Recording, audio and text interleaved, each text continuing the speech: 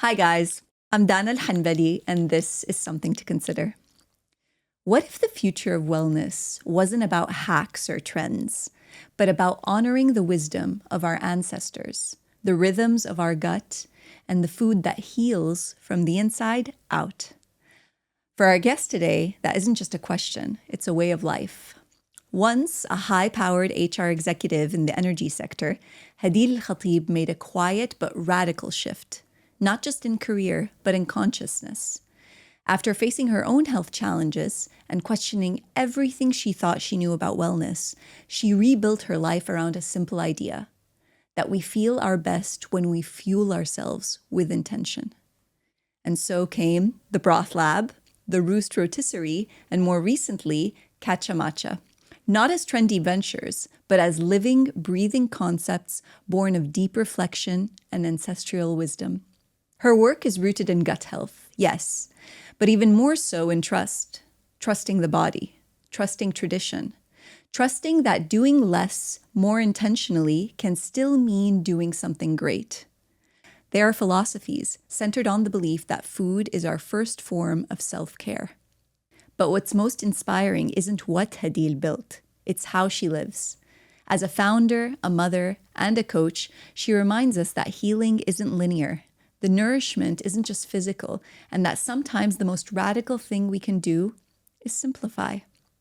So today we're not just talking about broth, we're talking about alignment, agency, and the quiet bravery it takes to build a life that actually feels good, from the inside and out. Hadil, welcome to the show, and thank you for being here. Thank you for the intro, Dana. This was beautifully put. It's a testament to the work that you do. Thank you. Hadil, what would you like to share about the context of your life that will set the stage for the conversation that we're about to have? My God, I don't know where to start. I mean, you just came from a hectic day at an expo, and you were talking to me about this idea of balance, especially as a mother and as an entrepreneur. Maybe just give us a little bit of insight into your day. I mean, I have to say, I never ever thought I'd be winging things in life. I thought structure will always be the foundation, the drive, the routine that I need to succeed generally or to be productive. But being a mom entrepreneur, juggling 3 different concepts that you've mentioned, and just, looking after myself requires a lot of winging things. So less structure, if I may say. But at the same time, honoring the intuitive feeling that's in all of us, when to slow down, when to pick things up, when to wing things, and when to surrender to a certain routine that does us well. I like that. Before we started the show, you were talking to me about this commitment you've made to yourself this year specifically. You're making a conscious decision to say no to the things that you actually really want to say yes to. Correct. Why is that? When you're a startup, everything helps the business initially. Every exposure, every opportunity, you're grateful for it. You're grateful that, you're given the attention. But as your concept grows and as you evolve and you grow, there's where you have to draw the line. When is it really helpful for your business, or where is it distracting the business? So the strategy there is so important. And like I said, in the early days and early years of the business, I was always grateful for these opportunities. And truly, in a city like Dubai, we talk about the New York minute, but it's the Dubai second. It's ever changing. And this is when, every minute that I put into doing something else that's beside the vision and the mission of where I want to be, then no, it's a distraction. Even if it gives me that exposure or that extra help or push to bring my brands out there. So that's when I started willingly, saying no, when I really want to say yes. Because it's so easy to say no when you want to say no. That's the easy part. Absolutely. But when you want to say no to things that are really amazing, to opportunities that open doors for you, and you say, no, that's really great, but I have to say no because right now I need to focus on the big picture. It's not all about the little pebbles that fit in the jar. It's about these big pebbles that I really need to focus on them, or else you lose track. I think that's a great way to put it. And it's interesting because as an entrepreneur, putting these boundaries in place and really giving yourself the time to reflect and develop a strategy for your business or even a vision for the life that you're trying to build comes from not having those boundaries. It stems from that place. So truly, I think the more we collectively mature as entrepreneurs, the more we understand how important that is to our process, to our growth, to the way we scale our company. Correct. I want to go back to the beginning. Yeah. What personal experience took you from a stable, planned, balanced, dare I say balanced, I am not too sure if it was balanced, but in the corporate HR world, and how and why did you pivot into that space of gut health and wellness, especially because, Hadil, it's an incredibly saturated space. So what happened? Okay. Shit happened, if I may use the word. Of course. My master's is in HRM, okay? So not only did I feel like it's only natural for me to be in that space, but I was really happy where I was in the energy sector. So I worked 13 years corporate in the energy sector of Abu Dhabi, the capital. And there I was leading the human resource division, but I also started at the regulator. It's called the Regulator Bureau at the time. Now it's called the Energy Authority. And then we were battling the issues with monopoly, you know. At the time, Masdar was still growing. Mubadala has put its first vision ever for 2050. Abu Dhabi was booming in the energy. So it was so exciting. It was such a great time for me to witness the transformation in my city. I was born in Abu Dhabi. So I loved and I really enjoyed the travels as well, headhunting for niche jobs and roles that were not available at the time in the market. The pool of talent was very rare, but saturated in certain areas, and they were very niche. So I would travel often to Commonwealth countries and try to recruit and headhunt. And imagine a 20-something-year-old with big KPIs and big deliverables for a very new sector. I felt part of the transformation. CSR was a big role, productivity, we have a minister of happiness, but happiness was a big part of why we were doing what we were doing at the time. My goodness, so the access culture, you must have had. Oh my God, the culture, everything. So I was growing and accelerating at a very high pace. I have to say, I did question at times whether I deserved it or I earned it, or was it me being at the right time with the right people? This is how fast I was growing. But because I was so passionate, and thanks to the mentors and, the direct line manager that I had at the time, I was directly reporting to the MD at the time, I was always assured that I was doing a phenomenal change, and my perspective towards HR was not traditional. And as much as I gave the company I was in at the time, as much as it gave me. So there was this mutual respect, not just it was about growing, career progressing. I was learning so much at a very young age. But then I guess the cycle of life, it was natural. I fell in love. I met my husband, who then was based in Dubai, and I had to commute for a while. I loved my role so much that I was willing to commute every single day. And that was not because I was highly paid. And yes, at the time, the sector was paying us really well. And we were in a monopoly place. We were regulating a monopoly. So, of course, with that role comes a good pay as well. But it wasn't that. It was that I really believed in the vision of what we were doing as the Bureau in that space. And I really had a very deep bond and relationship with the employees that were with me, because I played a part in bringing them from different countries, it may be, or also playing a part in creating their job scopes, the role, and how they perceive, the culture. So I had an open door policy. So I also had people come to me and talk about their divorces. They would talk about, issues they've had with their autistic kids. They would talk about just life. So it was a very deep connection that I had with the company I was working with. And I moved through the sector at the time. But then, as I said, naturally, my role also evolved. And not only did I become a wife, I became a mother. And I remember clearly I was 9 months pregnant, commuting.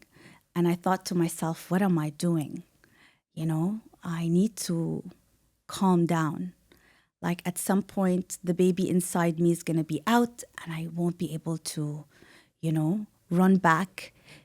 If she had a fever, because it's like an hour and a half away from home, I do want the relationship where, and I was lucky because I had my mom living in Abu Dhabi at the time. So I was still thinking, oh, you know, maybe I'll put her with my mom, but then how will she spend time with her dad? Oh, will it be easy? And that's when I did I had to take the strategic decision. It was heartbreaking for me, but I had to decide that no, I had to prioritize for a little while my health, my recovery, but also for the welfare of my family. Wow. I did not expect that story to go that way. So it was really the driver for the pivot was for you to build the family and the future for your family that you wanted. Not at all. Now, this is where the story gets interesting. Okay. So that was part of it. And I thought, you know what, I'll take a break. My daughter will be a little bit older. Maybe by the time she's a year old and, you know, the weaning happens, I'll go back. No, shit happens again. And I got sick when my daughter was close to a year. And I was diagnosed with an undiagnosed disease, which means that they couldn't figure out what was wrong with me, why I was fatigued, sick, having all these different symptoms. I would knock so many doors, asked, you know, renowned doctors in their field. I even traveled to London and Singapore seeking functional health doctors to find unconventional way of testing because all my complete blood work, my hormonal spectrum, all the different conventional way of testing, you know, a woman's body was done and it was book perfect as I was told. Wow. Far from, I wasn't feeling perfect at all. Someone who, like I said, I had the drive, I had the passion. I would, you know, commute. I would wake up after 6 hours of sleep, going, coming back, you know.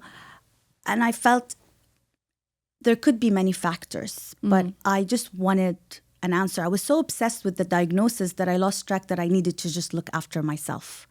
I just needed to calm down, take what it, you know, what's needed to just heal me and calm my nervous system. And listen to that internal voice. Correct. Because clearly your body was talking to you And I didn't know why. in all these ways. And while there was no quote unquote medical diagnosis or quote unquote problem, you weren't listening to your body. So that Correct. intuition wasn't there. No. And, you know, looking back, it was crazy because Dana, I would tell the doctors, just tell me if it's cancer. At least I know there is some sort of like a protocol I can follow to. Just tell me something.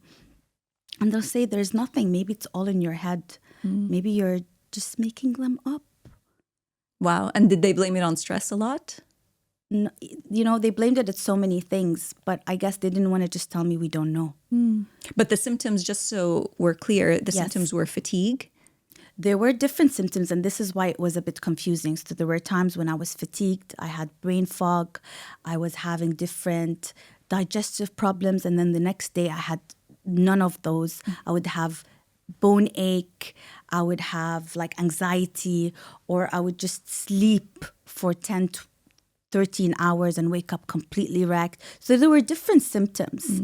And this is why I was sure there was something wrong. It wasn't like an easy way to track, and hence why I seeked other alternative routes. What I find interesting about this and why I'm coming back to this specifically is because I feel, especially as women, conventional medicine has a way of fitting us into patterns that have already been discovered. Yes. And there's so much complexity to the way that we're built, our hormonal structure, Absolutely. the way that we evolve in terms of just our feminine bodies, how they evolve and grow. My system is very different from yours. Absolutely. And sometimes I feel like conventional medicine doesn't do a great job of trying to understand the individual as much as it tries to link it to lifestyle. Because now there's a lot of talk about, Correct. you know, don't be as stressed, you're addicted to your phone, you're overstimulated. All of these things I understand are true, but I also feel like sometimes it's a lazy excuse for trying to understand what could really be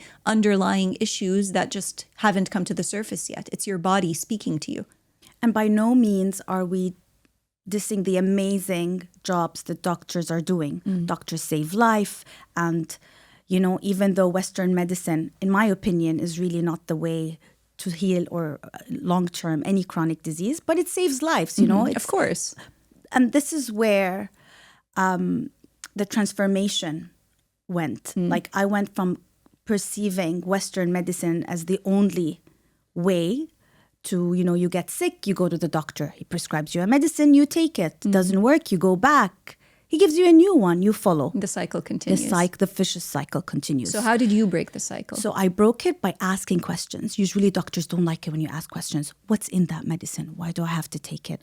What's that test for? Why didn't you do a liver test? Okay, I heard that the gut and the liver are connected. I've been reading. But then I had to take matters into my own hand. I enrolled myself in Institute of Intuitive Nutrition. 3 years later, I graduated. I took advanced courses in microbiome and gut health, in the brain-gut axis.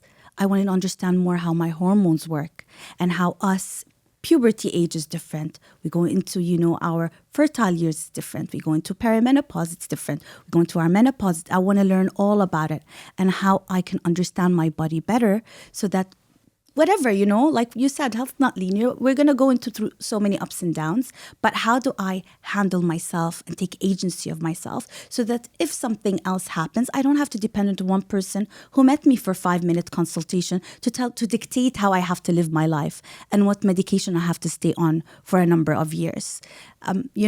So it's about not just... You want to take the power of your body back. 100%. And there's never, ever anything wrong with learning more, right? You want to read more, you want to educate. But I needed a backed by science, research-based evidence that tells me if I do that, it could help.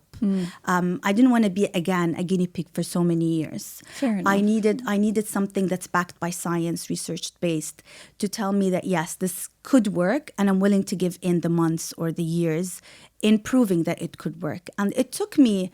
trial and error. Of course, and a big leap of faith, because you know that these doctors have studied in medical schools and they know exactly the symptoms, the side effects, why this works, why this could interact. They have that backing. But when you're going to nutrition, the study could be 20, 30 years, Dana. Are you willing to give 20, 30 years before you see your symptoms subside? No. So I needed to understand and learn also shortcuts, biohacks. I needed to understand how our ancestors used to live and why they didn't need to visit the doctors so often. I need to understand why this component in that particular food is so important for our microbiome, that our microbiome heals the dysbiosis. Dysbiosis also gives a positive impact to our neurons, and this is why the gut-brain axis is so real. I needed to know all these things, and I needed to learn it and apply it to myself. Before I wasn't doing it because I later wanted to be a gut health coach or because I wanted to, but I just felt like it was so important to have these conversations, ones that we're starting today. And it just naturally took the path where I became a certified health coach, and I, shared it on my platform, and then I founded all these different healthy concepts. But it was all natural because of part of the journey.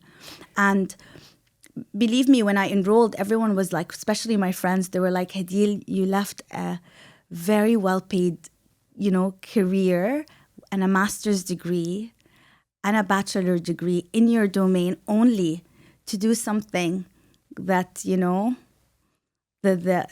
everyone or anyone can do. And I was like, no, you don't understand. This is my life that is at stake. It's much bigger for me. But once... it's only when you lose the most important thing in your life, health, it's truly when you feel like nothing else matters. Here. I resonate with that on so many levels, and it's an unfortunate reality. And I think, it's even relatable how you went and you educated yourself in this entire new world, and then you became your own guinea pig in terms of how you started to test out not even, I don't like the term hack because sometimes I feel like hacking means that you're taking a shortcut instead of doing the work. You actually invested in understanding traditional ancestral methods of healing. So take us to that moment. How did this problem, leading to educating yourself, become the nourishment business? I think you use nourishment a lot in terms of when you talk about these three concepts. So what happened? Obviously, you discovered specific methods that help.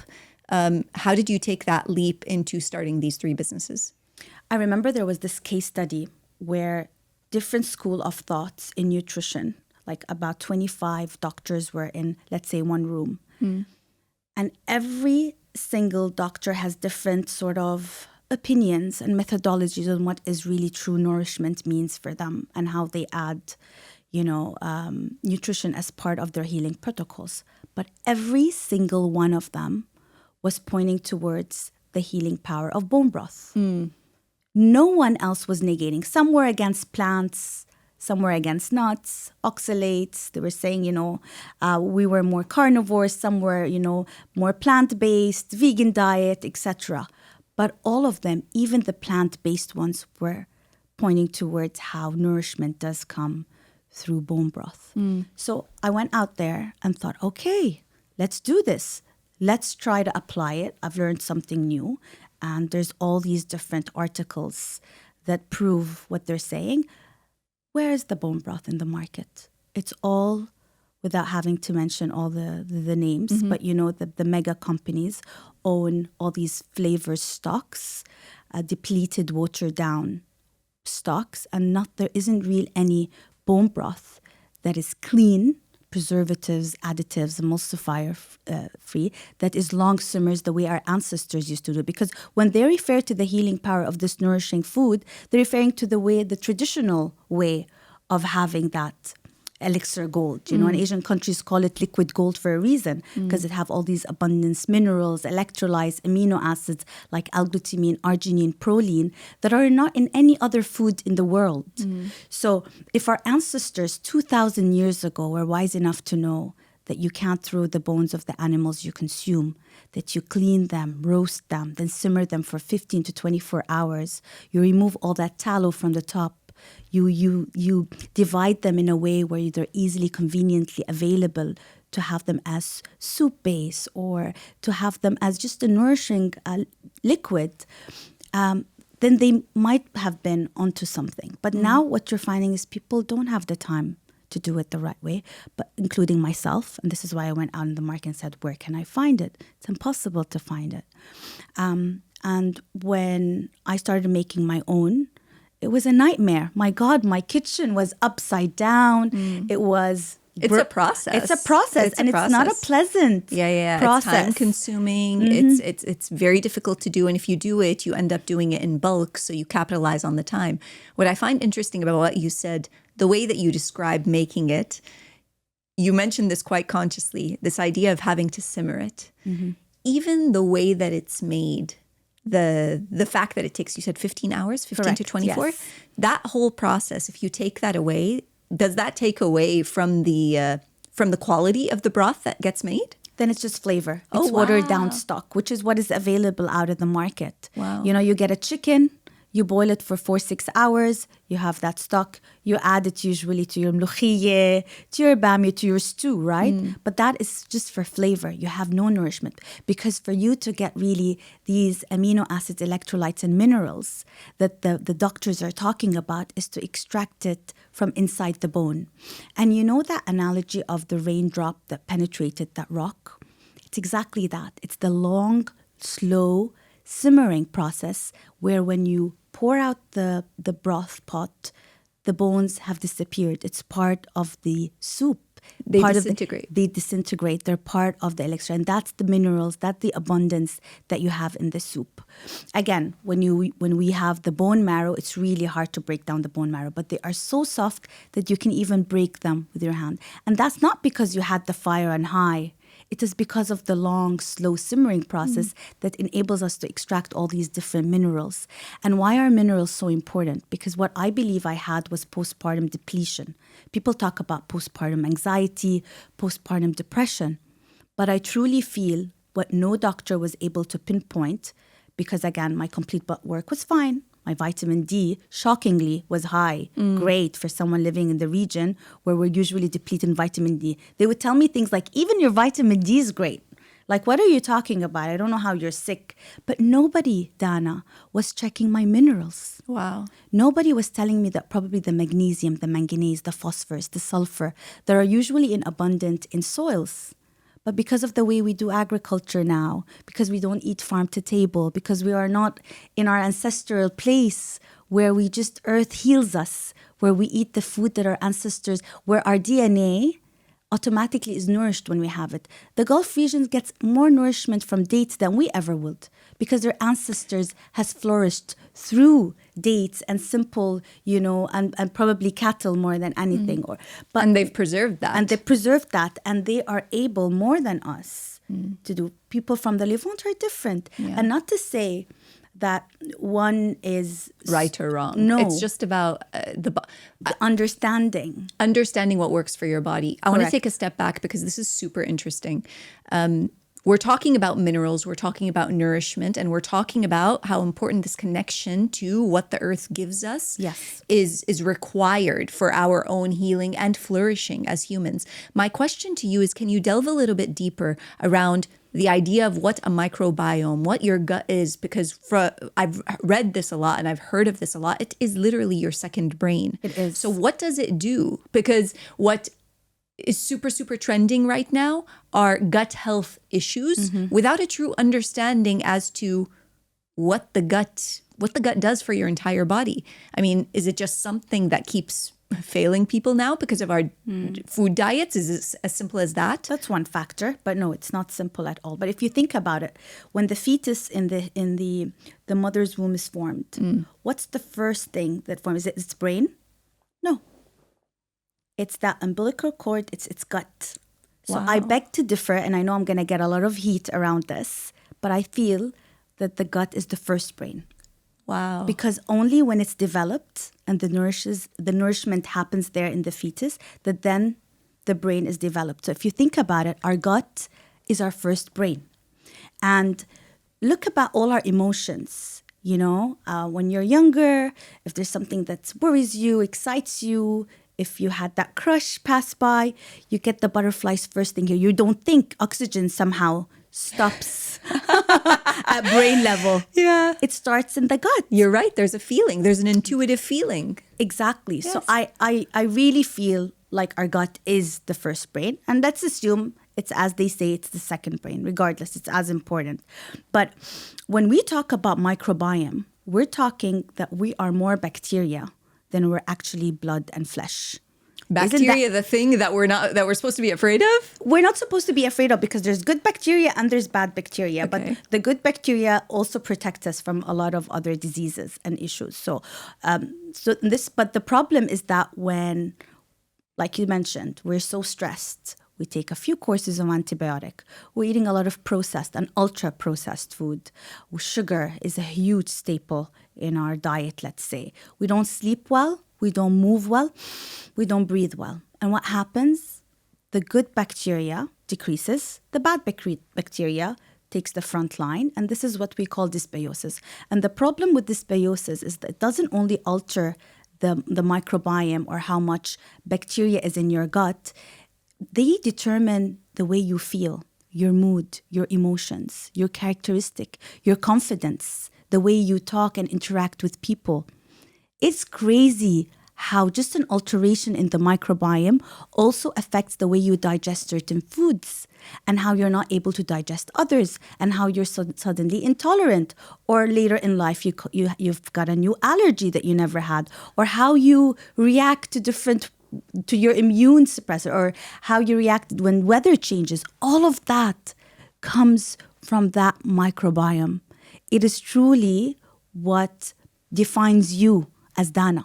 I was like, this is what's shocking me about what you're saying. You're saying there's basically a direct correlation to even your mood on a daily basis, the way you interact with other people. Everything. So when we go back to your symptoms, the fatigue, in my case, it'll be the what do you call it? When you're not patient, when you're when you're irritable, when yes. you're, they could These all be are one of the- contributing factors. 100%. Wow. And and it also causes hormonal imbalances, which is probably was one of the signs that I was battling. But it all comes down to lack of nourishment, because when you nourish your body, you're nourishing indirectly your microbiome. And that is the cycle we want. We want to nourish ourselves at that deeper level, where it's not about our hair being stronger or our skin glowing better or our nails being stronger. No, it's not about that. These are beauty elements that, yes, are great, and we should, we would want to see them. But it's at an internal, deeper level where we're ignoring. Oh, I'm just bloated. Oh, I just usually would prefer to eat clean, but not this time. I'm going to cave into my craving today and tomorrow and day after. I didn't sleep well, but I got to wake up for my alarm. But I would rather sit till 2, 3 a.m. on Instagram, and I wouldn't prioritize that I'm not going to get my 8, 9 hours of sleep. And the thing is that most of the studies that are telling us how we should have, how our lifestyle should be, are done by men. So this is where the bio-individuality you mentioned earlier about you being unique in your own way and I being different, and what works for me might not work for you. This is where it's even more complex when it comes to women. So a lot of the doctors who I have visited for my diagnosis were men as well. And they would tell, no, it looks like you're sleeping 6, 7 hours. That's good. How do you know it's good enough for me? When you're in a healing phase, maybe I do need the 10 hours and maybe I should prioritize the 10 hours. And who are you to say that maybe 6 hours are enough? That's probably a test done on men because they don't have the hormonal situation. They don't go through cycles. They definitely don't go through postpartum, issues. So again, on top of all that, there was a lot of stress that I was combating. Just being a mom. Remember, there was a little baby depending on me that I had to nurse. I had to wake up for, and also just how guilty and miserable I felt that I was somehow selfish when I wasn't. You couldn't pour from an empty cup, but I felt like I was selfish, that all the time I was trying to find answers for myself where I should be raising my little one. So this is where I'm a huge advocate for women looking after themselves. And I started talking about something at the time, 11 years ago, was controversial, where I would say, look, kids are like parasites. And people look at me, how dare you say that? I said, hear me out. Kids, your babies are like parasites because they leech off of you. If you're fed well, they'll eat well. And if they're still babies and they depend on you for milk, let's say, and you're not offering milk besides breastfeeding, then you still have to eat well. You still have to nourish yourself to be able to supply the milk. So they're feeding off of you. So let's stop prioritizing family and kids and everything else and us taking the back seat, because it is not a nice sacrifice and there's nothing to brag about.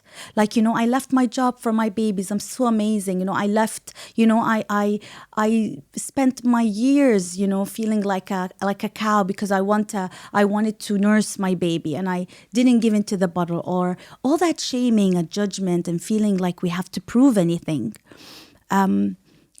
We are at the end at jeopardy here. We are the ones that are going to suffer, because kids are going to be fine. When they're older, they're going to be absolutely fine. So I spend majority of my, trying to understand my diagnosis, just feeling that terrible guilt. When right now I look at my kids and they're fine. I wish I looked after myself the way I should mentally, besides physically. I think also a large part of what you're implying is around this idea of trust. What does trusting your body today mean? What does that look like? And how does someone who's listening, who is currently struggling, get to that place? When you get a headache, what's the first thing that you do? Honestly. I'm so scared to tell you now. Honestly, the first thing I do, I don't want to name the medicine, but I obviously go get a pill. Why? Because I want it to go away fast. Exactly. So you want to numb the symptom, when what you're doing right now is having more water is probably the answer without the medication. So our body every single second is giving us symptoms for a reason, because it cares about us, not because it's working against us. But we have wired ourselves. We have this mindset, like if it's uncomfortable, If it's in my way with my crazy schedule and my pace of life, then it's unwelcome. No, let's put it away. Let's shove it away. When all of these are whispers, they're whispers for us so that it doesn't become a scream in the long term. You know, it's better to listen to your body when it whispers to you than when it screams at you. Because shutting out that pain, masking the symptoms in the short term are only going to manifest in bigger, worse issues if are left unattended. So listening to being intuitive. So I feel the biggest issue, to answer your question, is that we're not being intuitive anymore when it comes to our body. We're not taking agency. The moment we feel anything is wrong, the first thing we do is we wear our shoes and we run to the doctor. Mm-hmm. We don't think, okay, let's understand, how did the week go? What did I do last night? Did I drink enough food? Did I nourish myself at a mental, physical, and spiritual level? Because that could be one of the reasons where we're also spiritually disconnected. Wow. So literally what you're saying is such a big part of this trust and reconnecting with your intuition could go back to simply reflecting.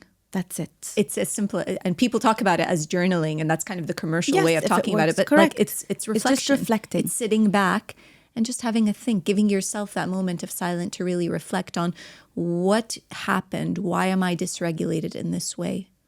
This morning, a friend called me and she's like, Hadil, I need your advice. I'm just tired all the time. Do you think there's something wrong with my thyroid? I was like, whoa. Oh, wow. Like straight away. She's like, yeah, I think I need to get my thyroid checked, right? I saw on ChatGPT that. And I was like, what did you do last night? And she was like, we ate at this place and then we went out and then, I couldn't sleep. So I was tossing around till 2 a.m. And then I woke up and my kid I was like, okay, that's enough. I mean, who wouldn't get tired? But that's a valid point, because haram, like I also empathize with her because I understand that I wish I said this. Yeah. We approach health from a fear mindset. Yes, absolutely. So our instinct, which is up here, is not rooted in here because we've lost touch with that connection. Yes. So we listen to what our brain says, and immediately, because of what we're seeing, consuming, hearing, whatever, it becomes what's dictated to us. Oh my God, I must be dying. Yes. It must be this, it must be that. But we lost that connection between listening to our body and just understanding that it is sometimes just reflecting, looking back about how our day's going, at a different. What did we do spiritually today that left us grounded? What did we eat today that makes us feel good? Because there is definitely a gut-brain correlation that 100%. We spoke about. Did you feed your microbiome today? It's so funny because that's how I talk to my kids now. And sometimes when they want to put pumpkin seeds on their oatmeal, she's like, pass me the zinc. They make fun because I keep telling them, it's high in zinc. You should sprinkle a little bit on your oatmeal. But so I talk to them and I say, and they're like, Mom, we want to bake today. I was like, let's bake. But what did we do today to feed our microbiome? So when we give it that sugary, yummy thing that we're going to bake together, and I make sure that I don't talk about healthy and unhealthy, to make sure that their association and their connection with food is normal and it's also healthy. And they say, what did we do today? I had fish. I had asparagus, Mommy. I fed my microbiome, and when I talk about these things, it's so important because they grow up knowing that it's not just eating for the sake of eating. There's something like invisible happening down there that is helping them at a multitude level, deep level, so that when they go out, they also make a conscious decision to look at the menu when they're eating and dining out and to look at options that are better for them, so that if they want to indulge, that's okay. We did our part. And now it's time to enjoy, because it's all about the balance. I like that, because you're not you're not making it seem like this binary space of yes, no, good, bad. And I like the way, even when you talk about it, you even gave me a visualization of how to talk about this idea of nourishing my own body. I have a question for you, especially because I feel like the compromise we make when we want the quick fixes is directly associated to the type of lifestyle we want to maintain, healthy or not. I'm curious, though, you are building a business or businesses that are very rooted in value systems and ethics. And I'm curious if there is a tension between the integrity of your products, and scalability?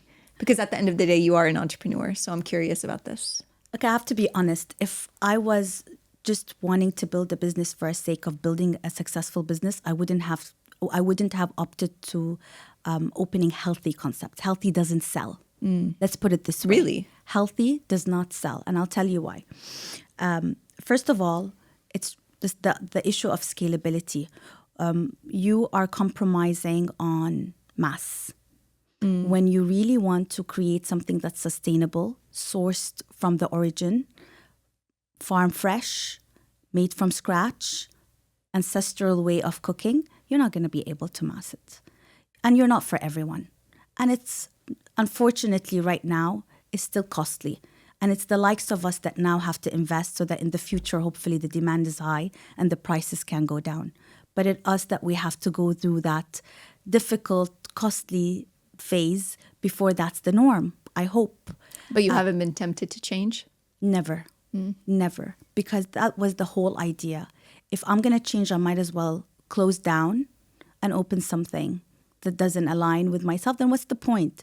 I didn't divest. I didn't change careers to open something, another pizza shop or burger shop that's probably now every minute is opening in Dubai, or another franchise. I don't want to be, it's so funny because I was talking to a friend and she said, we were having your rotisserie chicken from the Roost. And my friend was telling her friend was telling my friend, I just wish they weren't as expensive. And I told her, that's the thing. We just assume chicken is supposed to be cheap. We've gotten too used to it. We got so used to the Brazilian chicken that's pumped with hormones and antibiotic and have no ethics of how they're raising. They're definitely not pasture-raised chickens like ours. They're definitely not certified hormone-free, antibiotic-free, and definitely not locally sourced chicken, because locally sourcing food is a political movement on its own. And we should be doing more of that. We should be investing in whatever is available in the region for us to strengthen our ecosystem. So we got so used to how much food is supposed to be, how food is supposed to cost, that we're now thinking that the way food costs is too expensive. So the other day I was at the farmer's market and I picked up Colombian pear and it was 11 dirhams a piece. And then my friend was munching into a cookie, that artisan cookie, that was 22 dirhams. She said, wow, that pear is expensive. Wow. And I said, you know what? I want you to reflect for a second. And she said, what? I was like, that cookie you just had, how much did you pay for it? She was like, this is like an gourmet cookie, babe. Like, no, we can't compare. I was like, how long the farmer had to look after that pear and the shipment and all that comes into it before it reached your hand, and all the nutrients and minerals and fiber that's going to feed you, versus, think of it. She's like, oh man, I want to throw that cookie now. I was like, no, I'm not telling you to throw it, but I just want you to change your perception. Yeah. We've sort of been washed into thinking that because of all these terms and naming, because this is how much chocolate is supposed to cost, or cookies or whatever, that we started depleting how real food, whole food, is supposed to cost. Because the value has become associated to the way that we consume. Exactly. And what we forget is that our consumption habits are driven by commercial habits Exactly. of the environments that we live in. And the Especially- propaganda. 100%. We know we're we're in a told. fast-paced Yes, world. exactly. It's about on the go. Even Yes. this notion of on the go eating, if you think about it, especially after you keep talking about your intuition and slowing down, this idea of on the go eating completely is the antithesis of the way that we should be consuming food to begin with, because we should be giving ourselves that time to chew, bite, swallow, process, digest. Correct. And we're robbing ourselves of that because, our life is so fast. We're going from meeting to meeting. We're stuck in traffic. We're going to be late. It's a busy day. I have to pick up the kids. So it's interesting how our prioritizing our nourishment comes at the cost of the lives that we're trying to keep up with versus the other way around. I have a question for you. You talk about all these beautiful concepts that you've created, and you're very clear on your values. But today, where do you find